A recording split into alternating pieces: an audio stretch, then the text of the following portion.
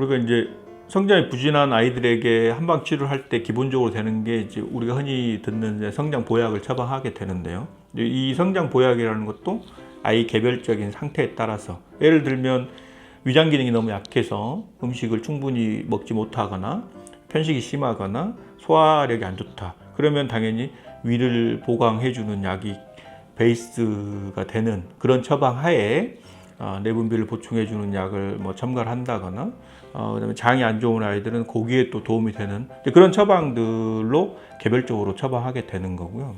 만약에 면역력이 너무 약해서 너무 잦은 병치레 때문에 성장에 지대한 영향을 받고 있다면 면역력을 먼저 키워주는 게 그게 성장 보약이 될 수도 있는 거고요.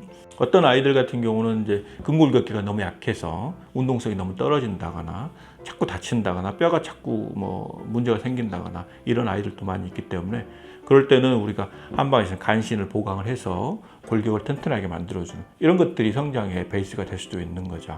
그래서 성장 보약이라는 것은 아이들마다 다 개별적으로 이제 건강 상태나 성장 상태가 다르기 때문에 시기도 다르고요. 또 아이들이 남자아이냐 여자아이냐에 따라서도 처방이 달라질 수 있고요. 생각보다 좀 복잡한 좀 고민 과정을 거쳐서 처방이 이루어진다 이렇게 생각하시면 됩니다.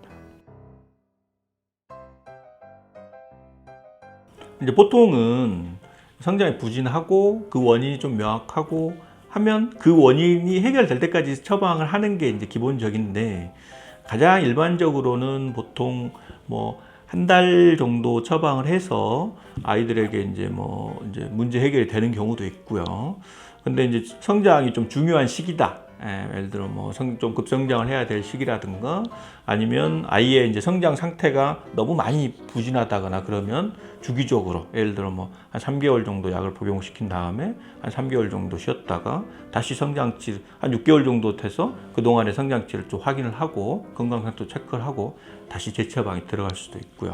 그래서 성장 보약을 쓰는 시기는 딱 정해져 있는 것은 아니고요.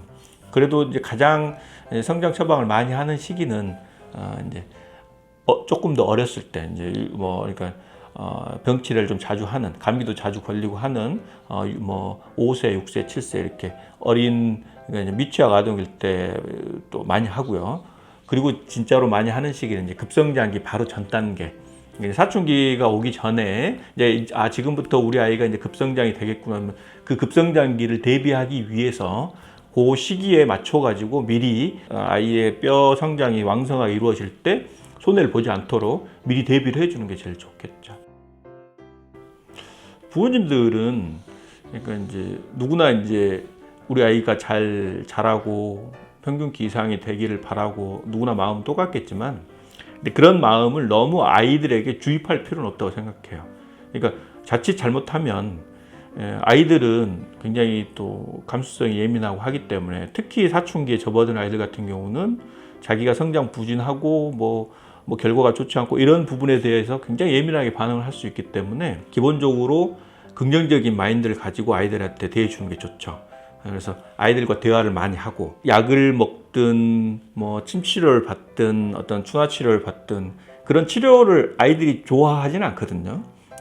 치료라는 것들이 어떤 양방 치료도 마찬가지고 한방 치료도 마찬가지지만, 아이가 편식이 있어서 이런 음식은 잘 안 먹고 이런 자기들 입맛에 좋은 것들만 자꾸 하려고 하겠죠, 아이들은. 하지만 이게 좀 너가 힘들어도 이런 것들 해야 된다는 것을 아이들에게 충분히 대화를 통해서 이해를 시킨 다음에 본인 스스로 내가 나의 몸과 건강을 위해서, 나의 성장을 위해서 내가 열심히 노력해야 되겠다는 마음이 좀 우러나도록 아이들을 좀 이끌어 주는 게 제가 봤을 때는 성장 치료를 하는 부모님들에게 가장 중요한 부분이 아닌가 그렇게 생각이 듭니다.